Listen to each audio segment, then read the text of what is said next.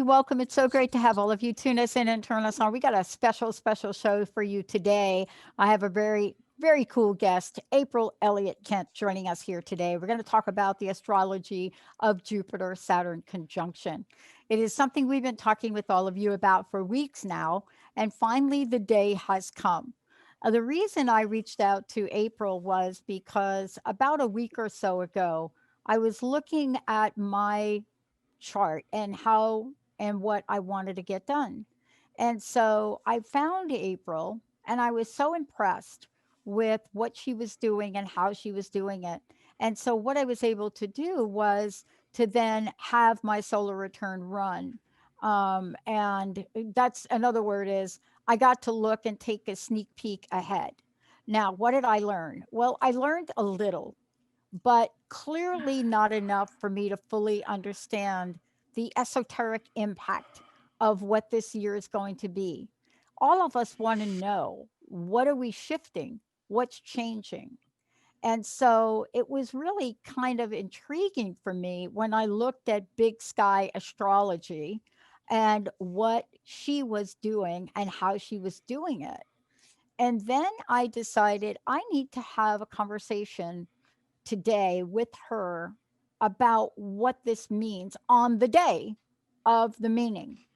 And if you've watched this from an astronomy point of view and you've been following what they're showing you um, in the stars, in the skies, all of the above, then what happens is you get to the place of awe. At least I know that I am.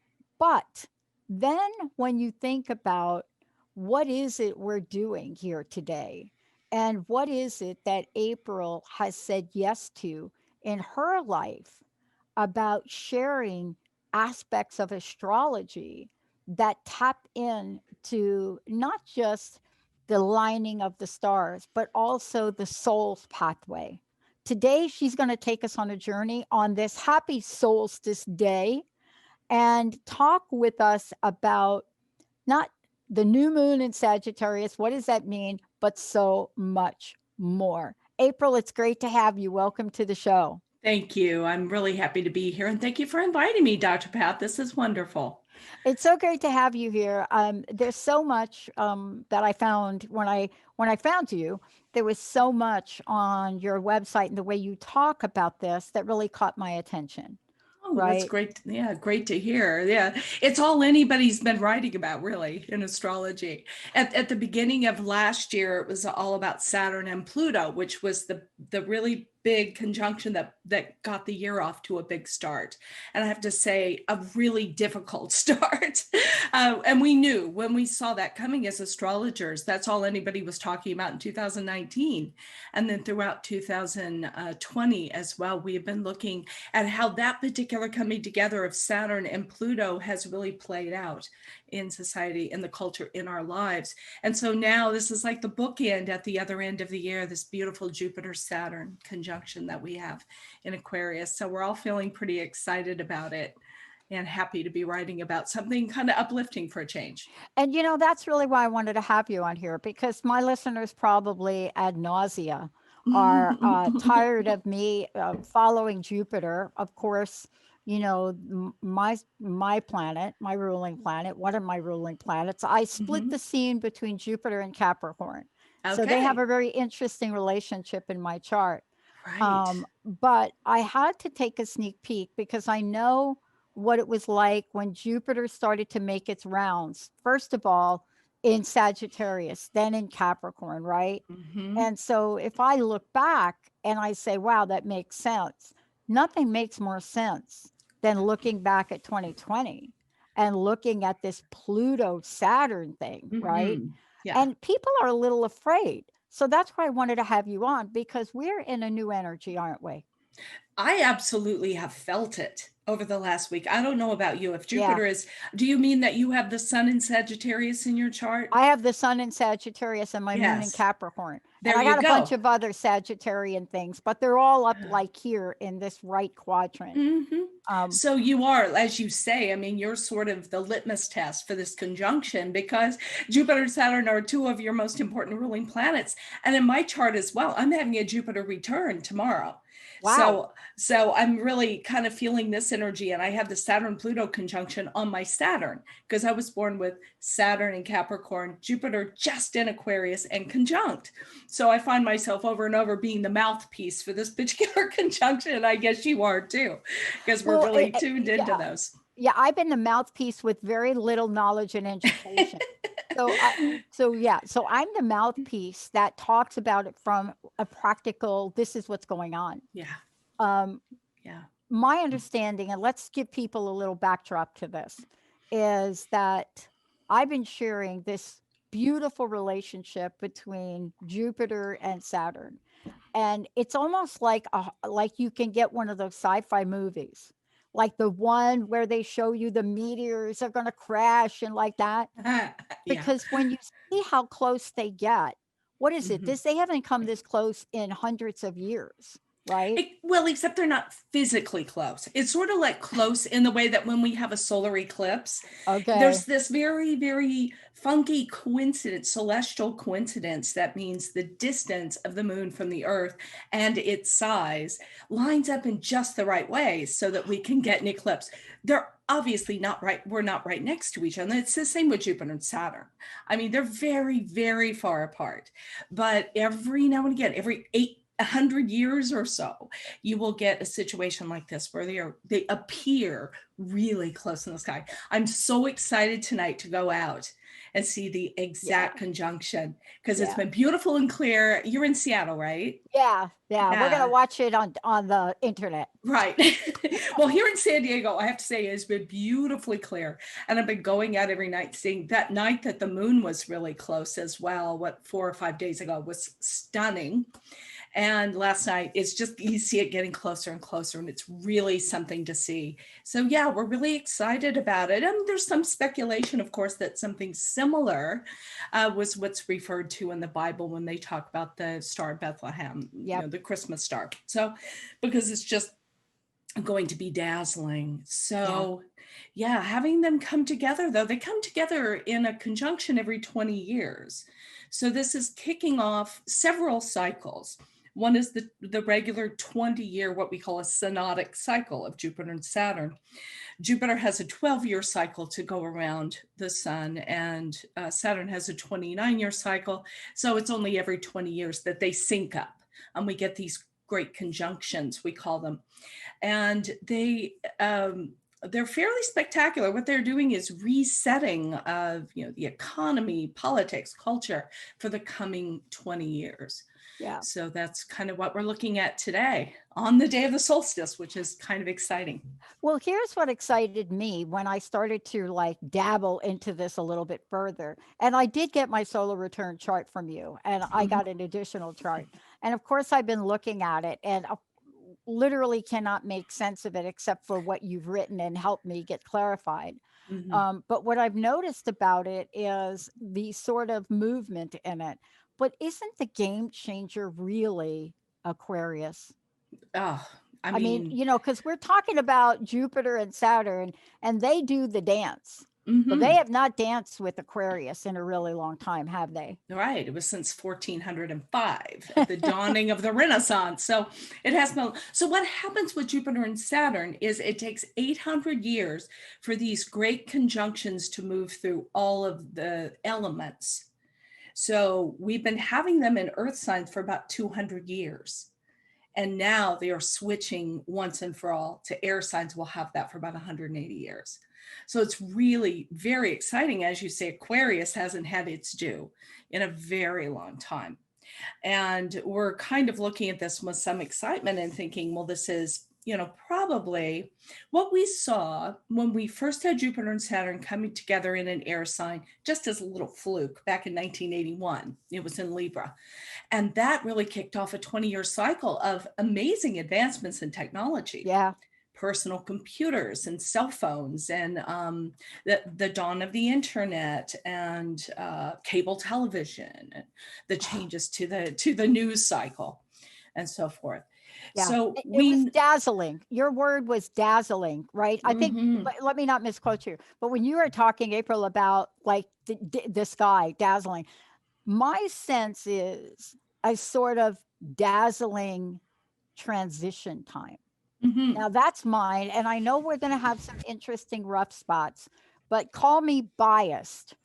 But I really think in this dynamic of Sagittarius, right? Or let's say Jupiter and Saturn in this little dance, right? Mhm. I think because of Aquarius, it's almost like if these two were playing a ping pong match and Mhm. Aquarius was the referee and there was a ball in question, the point would go to Jupiter.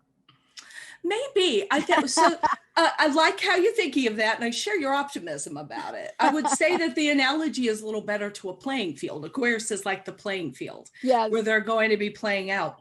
And I'm born with, as I said, with Jupiter and Saturn in a conjunction in my birth chart. And I'll tell you how it feels to have that. Please, please. It feels like you have one foot on the gas and one foot on the brake trying to drive a car. And it produces tremendous tension because there's the excitement of wanting to move forward, but it's almost like you're the Tin Woodsman in the Wizard of Oz, and they've just put oil in your joints and you're just trying to move and just trying to move forward. So we'll have this explosive kind of energy that wants to be released in Aquarius. But what's happening is this year, because Jupiter is in Aquarius, that is a sign that is ruled by Saturn. So Saturn has the upper hand. Yeah, that's Saturn, what I was afraid of. yeah, even though, believe me, I've got that in my birth chart. I never get to just have Jupiter. He's always Saturn sitting right there with him. So what happens is Jupiter's, it's a little more restrained than we normally would associate with Jupiter.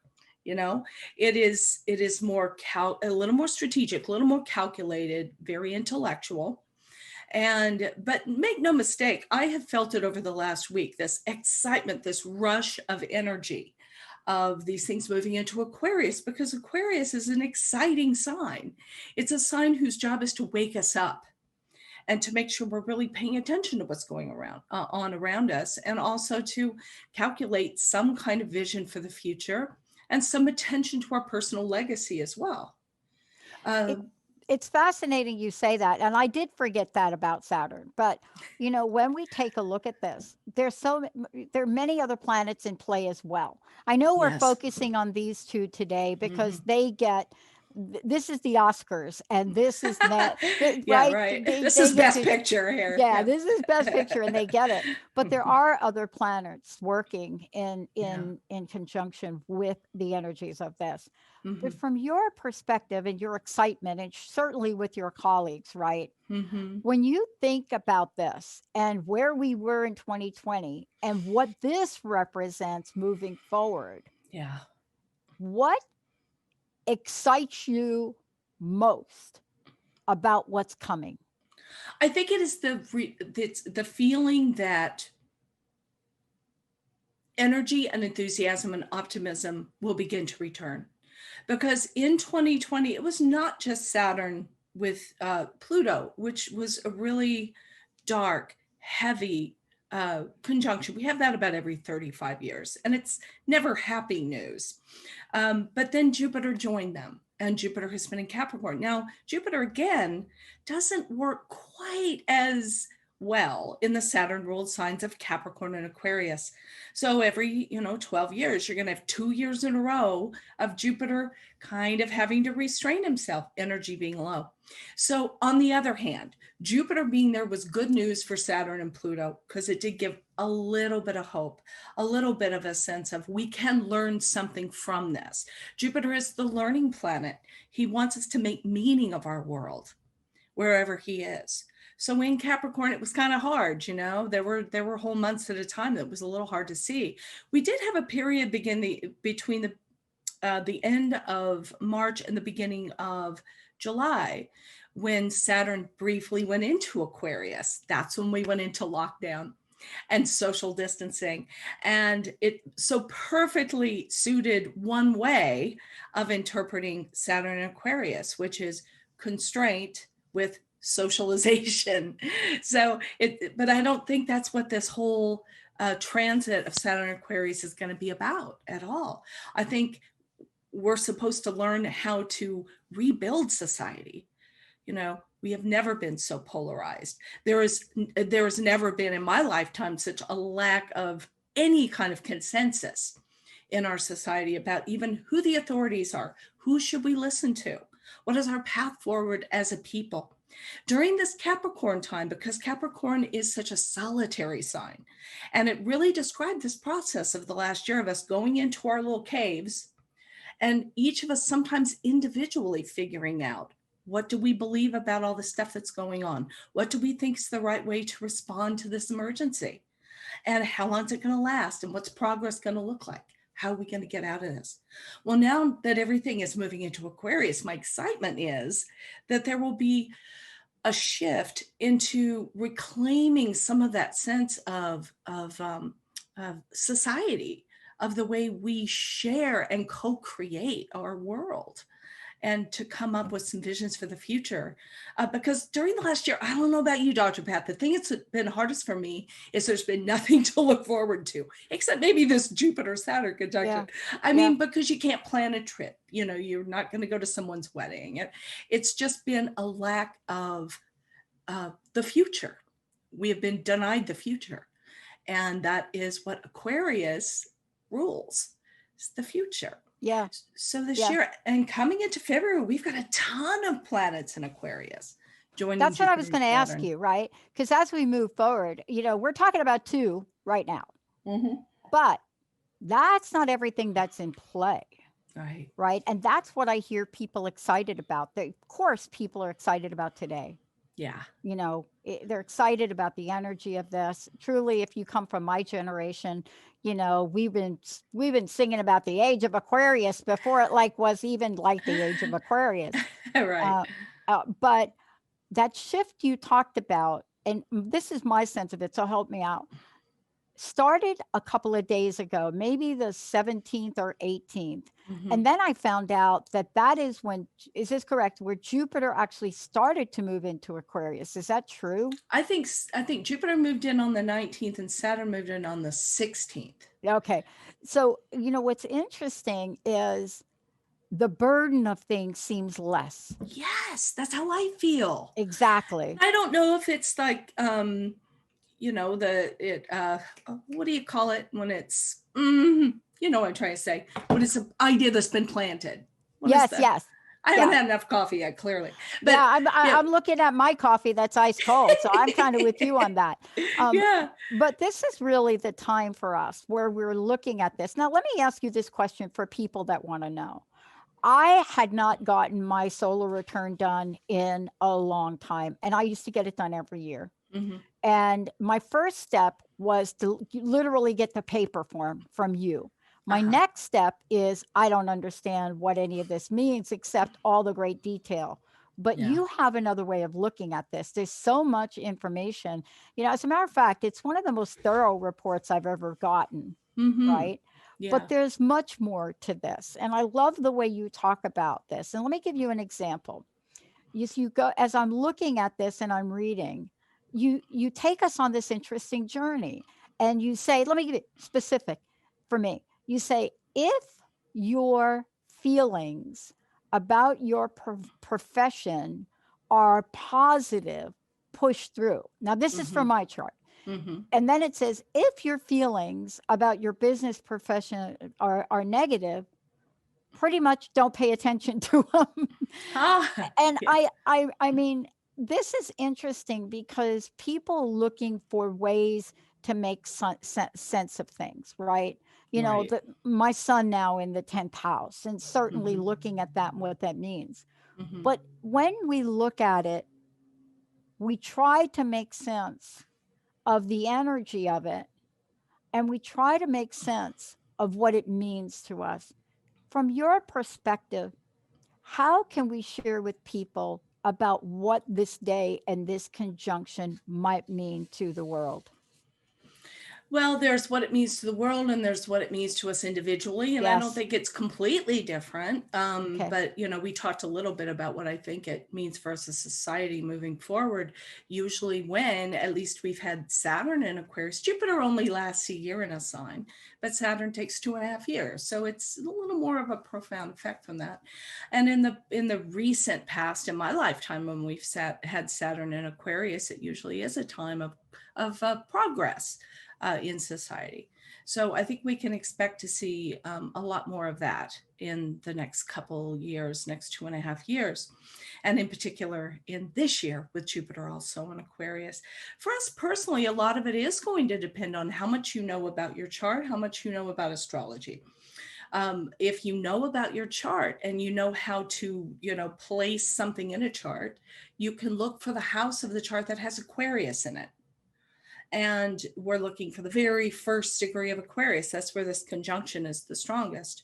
So you would look for that in your chart. And you'd say, well, each house of the chart, each of the 12 houses describes a particular area of your life, where again, it's the field of play. It's the stage that you're performing on. So if you have it, for instance, in the third house of your chart, that's a house of communication, of neighbors, of your immediate environment. And we might say where you will be called, to make progress, to create progress in the coming year is in the area of how you talk to people, learning more and more as well, because the third house is not just about talking, it's about listening. So it's about how are you conversing with people? And how are you making meaning of things on that level? Maybe you can do some journaling and that helps you make sense of things. And also, projecting your goals for the future, say 5 years from now. So that's one way you can work at it. People can, definitely you can calculate your chart for free online. A number of sites, astro.com is a really popular one. I think at my website too, I also have something on there where you can calculate your chart. And if you don't know how to find the house it's in, I have a couple of nice reports there. They're automated reports like the one you bought. I have one by Stephen Forrest, who's a wonderful astrologer, and it talks about the birth chart, and it would help you figure out, where the Aquarius part of your chart is. But even if you just know the sun sign or the ascendant of your chart, we really know a lot about what you will be called to do, I think, with this Jupiter Saturn conjunction, because we're all called to move the world forward in a big way. Because last 200 years has been the agricultural society, the industrial revolution, that we've been making our way in the world and making sense of the world from a physical point of view. Are the crops growing? How much can I get for them? How are we going to automate all these processes? Well, we've automated everything now. And what are people going to do for a living? So that's an Aquarius question. That's an Aquarius problem. That's something we have to decide on as a society. And each of us has our role to play. So if you're an Aquarian person, or if you're born under one of the other, what we call fixed signs, which are Taurus, Leo, and Scorpio, as well as Aquarius, you are very strongly called in the next year. You'll face significant challenges, but you also have a lot to offer the world. And you won't be able to sit back and rest. A lot of us after this last year feel so depleted from all that Capricorn heaviness that we just want to take a nap. But I'll tell you, I've got a lot in my chart in those fixed signs, and I'm feeling energized. Yeah. And I think that's what those signs will be feeling. If you're born on the signs of Gemini and Libra, which are naturally trine Aquarius, that are in the same element, they're also air Wow. signs. Significant gifts and rewards. I mean, this is the time when the things you've been working so hard at. Libra's had a heck of a time of it this year. And Gemini it's been difficult. There's been a Yeah. lot of adaptation that's had to happen. Yeah. I heard that about Libra. I mean, almost everyone I Mm-hmm. know has really struggled this year. Yeah. And not a struggle. What am I trying to say? Not like there are struggles and there are struggles. And I'm Yeah. talking about the mental, the emotional Yeah. aspect of this Mm-hmm. that really has taxed itself in on Libra, from what I can tell. Look, Right. what I'd like to do is take a short break. When we come back, Mhm. I'd like to dig deeper into this and Okay. get a sense of you as you look forward past today. What other exciting movement of planets can we look forward to? But before we go ahead, please tell people how they can find out more about you, April, how they can get on your website, how they can work with you directly, please. Yes, well, they can find me at my website, bigskyAstrology.com, which I actually started publishing at the last Jupiter Saturn conjunction in 2000. So they can find me there, bigskyAstrology.com. You can find my free weekly column, a lot of articles and essays that I offer, also information about my personal readings and reports that you can buy. I've been an astrologer for a pretty long time now. It's been since my first Saturn return, so about 1990. I think I went into practice. It's what I do full time. It's my full time gig. I've written 3 books, including The Essential Guide to Practical Astrology, which is, I think, a pretty good beginning level book for people that want to know more about astrology. I love it. And, and the way that folks, when you go to the website, you're going to see there's so much information. You also can subscribe. When we come back, what does it mean if you look at your chart and your birth chart and you're like, oh my gosh, where's Aquarius? What does that mean if you're looking at that chart and you're saying, well, is this the age of Aquarius for everybody but me? Or does something help you out in your solar return? We're going to talk about the relationship of these two when we come back, because what happens when you look at the year ahead, especially if I look at my chart, where I'm the person, say, Aquarius, Aquarius, please come out wherever you are. But then you look at the return and something changes. On the other hand, as you were talking about, April, Moon in Capricorn, Mercury in Capricorn, Mars in Capricorn. That's the year I've had. Let's take a short break, everybody. We'll be right back with my very special guest.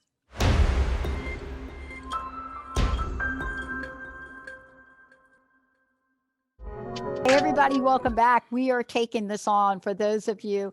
And by the way, if you have questions, give us a call, 1-800-930-2819. My very special guest today, first of all, April Elliott Kent's joining me here today, but you can also go to bigskyAstrology.com. Now, April, one of the things we were talking about during the break was the fact that I was referencing the chart that I had done, the solar return chart. Right. And I would like for you to, number one, let folks know how they can find out more about you, more about your podcast, and then Mhm. talk about the process and the people that literally help you craft these reports. Right. Well, I do sell a few we call them automated reports. And they're good because they take your personal birth data and they create the chart and then they assemble some pre-written information that references different points in those charts. They're a great cost-effective entry point for people wanting to get to know more about their charts, but that aren't quite in a position or quite ready yet to get a full reading. Because as you were saying about your solar return chart, and that is the chart for the moment that the sun returns to exactly the point it was in the zodiac at your birth, happens once every year within a day or so of your birthday.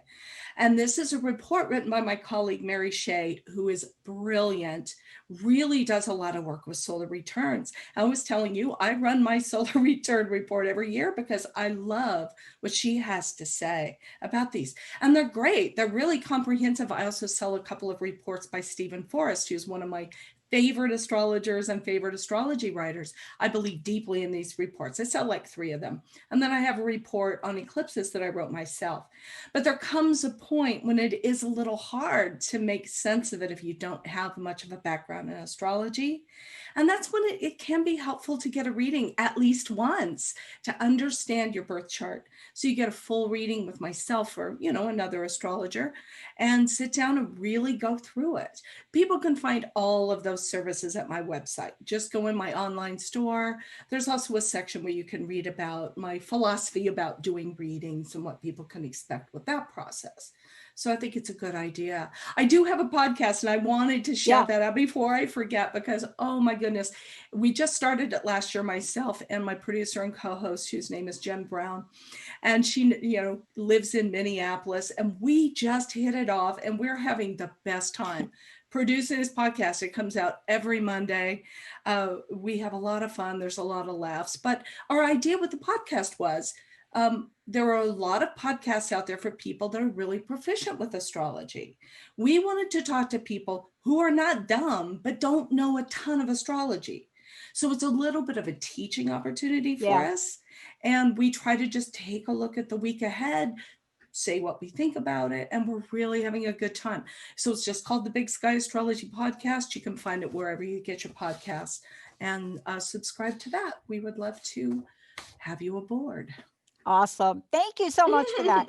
I want to talk about a couple of other things too. And also, we started to talk about, like, there are folks that are looking at their birth chart, and there are certain things that are happening that are, in addition to us talking about Jupiter and Saturn, there are other things. For example, what I learned is when I looked at my solar return chart, I had a huge awakening about the position of the sun in this chart, where it is, and what that means. And I wasn't thinking that.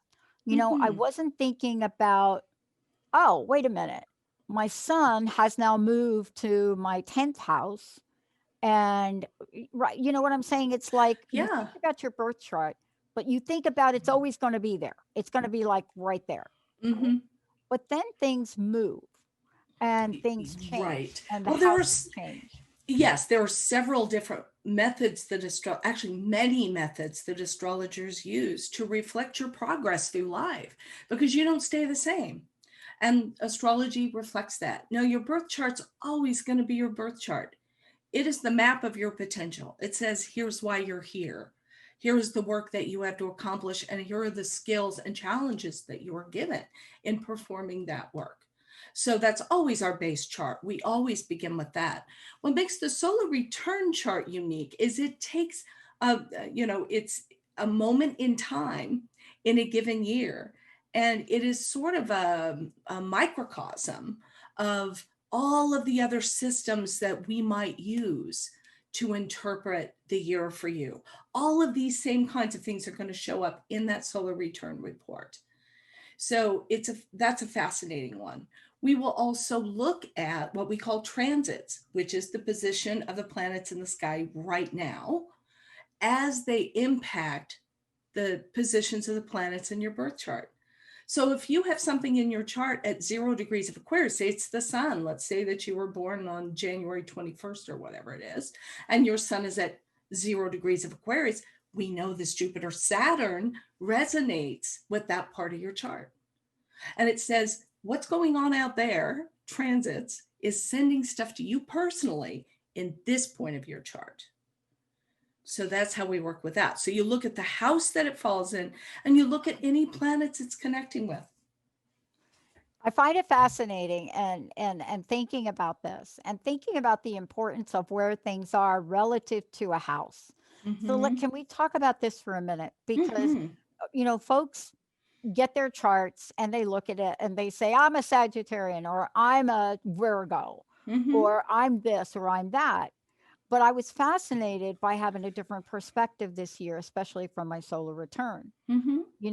I think it's one thing to be, to have your sun sign Sagittarius in this house, but now it's over in this house. And it's not there alone. It has many different aspects to it. Right. I think people, if you're like me, you're always in awe on what's operating, right?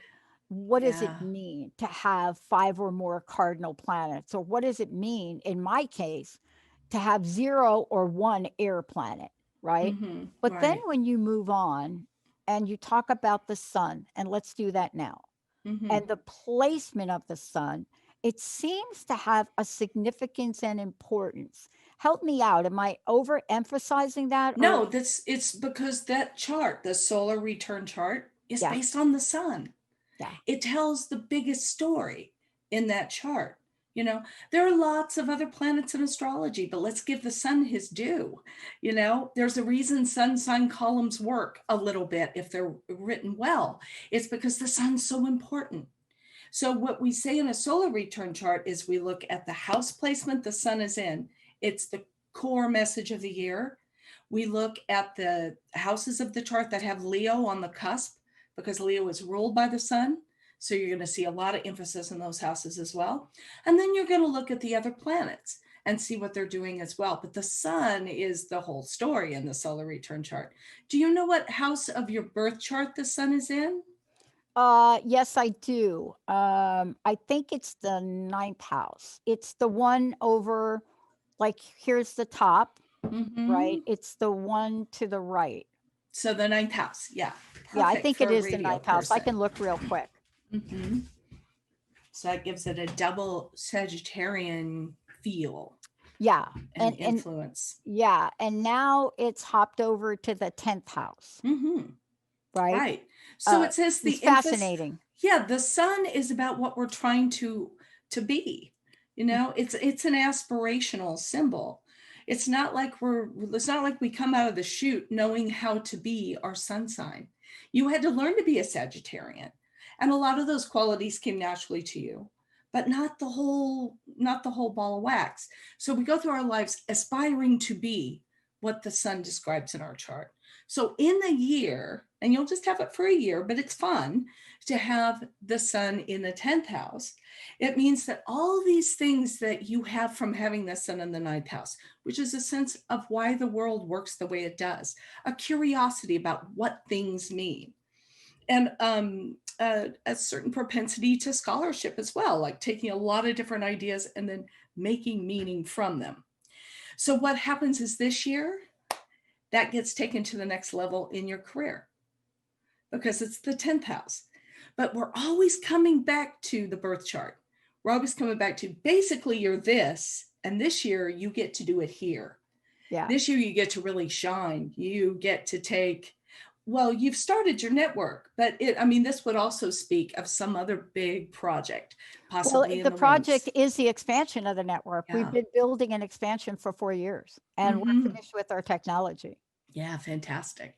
You should right? do good things with that this year, then, right? With the sun in the 10th house. Yeah. It says you're becoming an empire. You're building an empire at this point. Hmm. And it's to teach and to enlighten and to transform because those are all those ninth house words.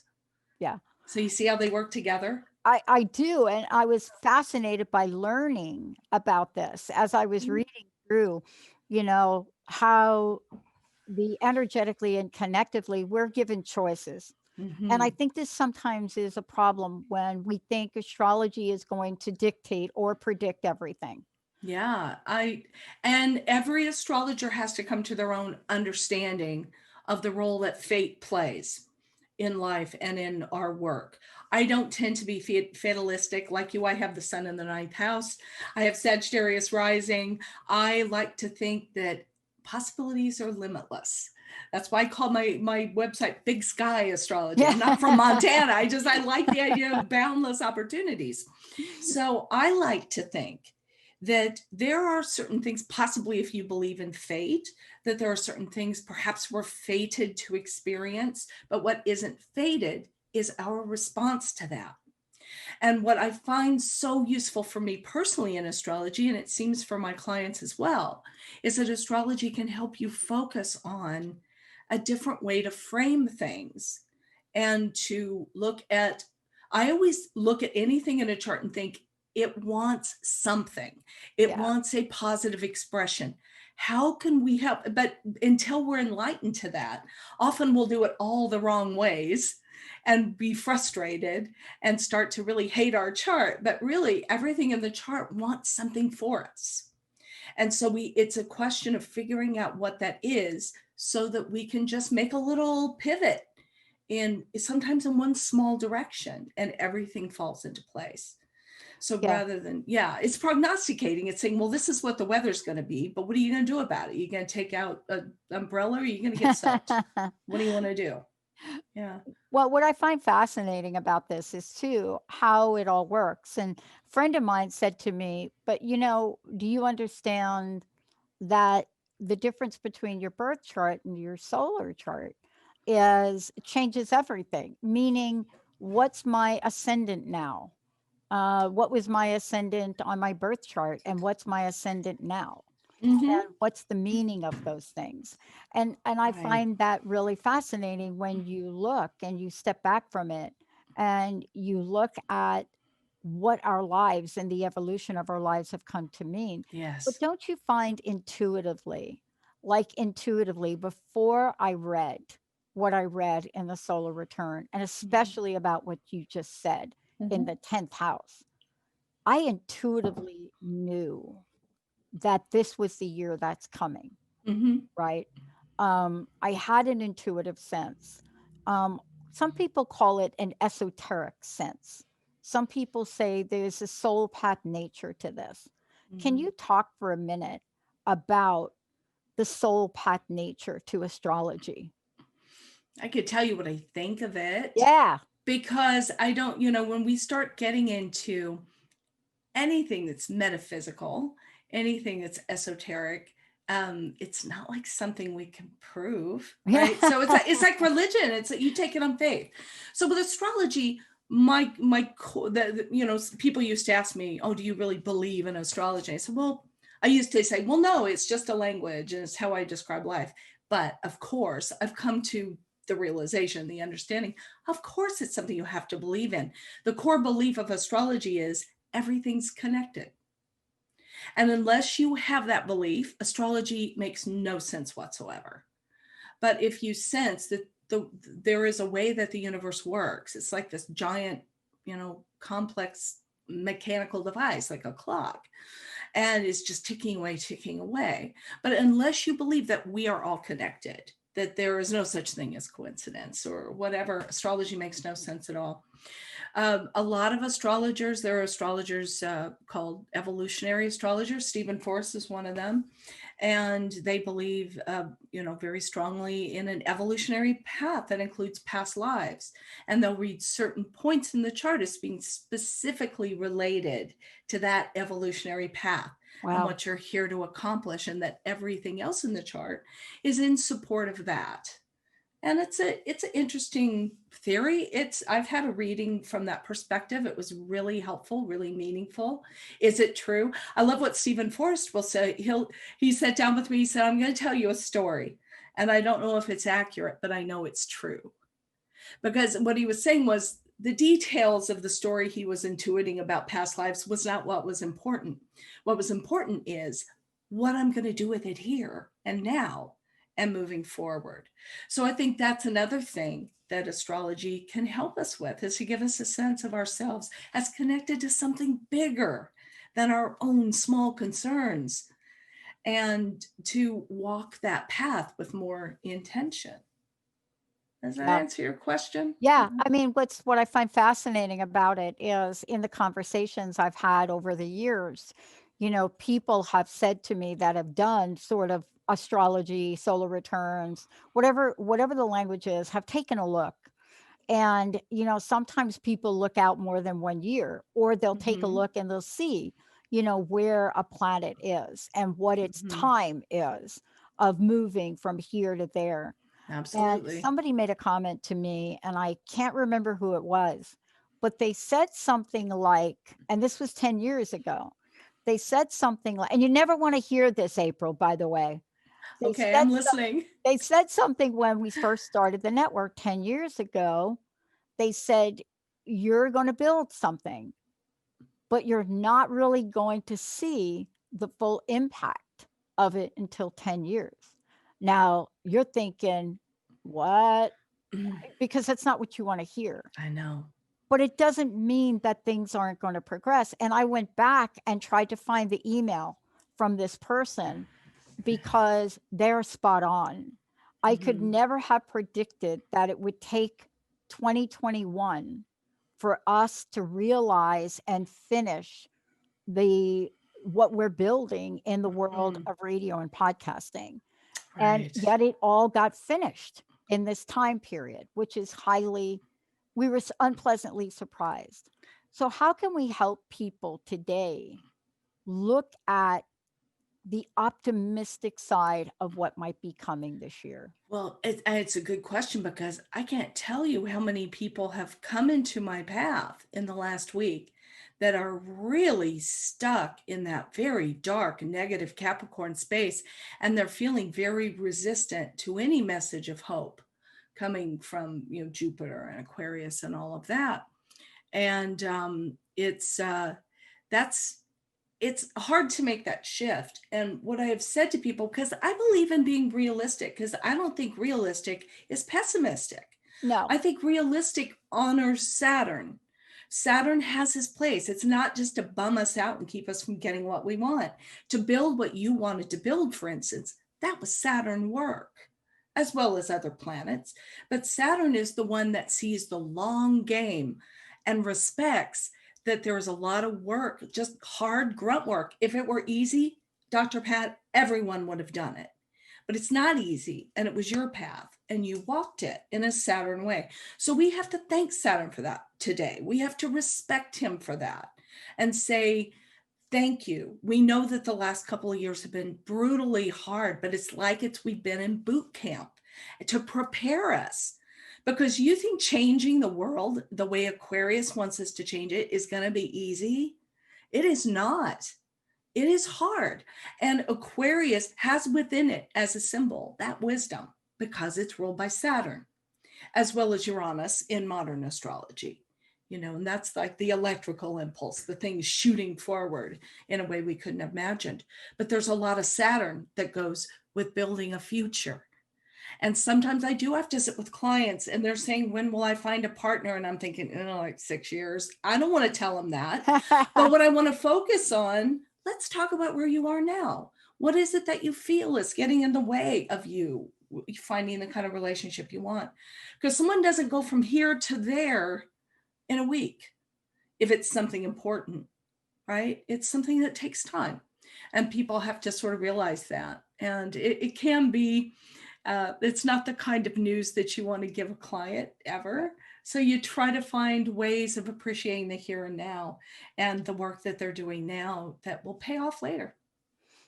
you know, this what you're talking about is for me, it didn't come to the forefront until I was reading a part of my return where Neptune was in my first house. Now, Neptune is not something I pay a lot of attention to. I don't know why. Don't ask me. No, but But he does. He sneaks under the radar. and he can't. And the reading on this for me, and there's a lot in this chart. There's a lot that I wanted to read about, and there's some things I didn't. But when I got to this part, and I saw this and the interpretation of this, I totally got it. It was like the summation of this was so spot on. And the idea of the soul interpretation and the spirituality in this particular place, it Mhm. was so, how should I say it, heart opening. Because, Wonderful. this spirituality and esoteric astrology or esoteric anything, it's hard to put your finger on it, right? It's hard to put your finger on it, but it's something that works on our inner parts, doesn't it? Yeah, I mean, and heart opening is such a beautiful description of what Neptune ideally can mean for us.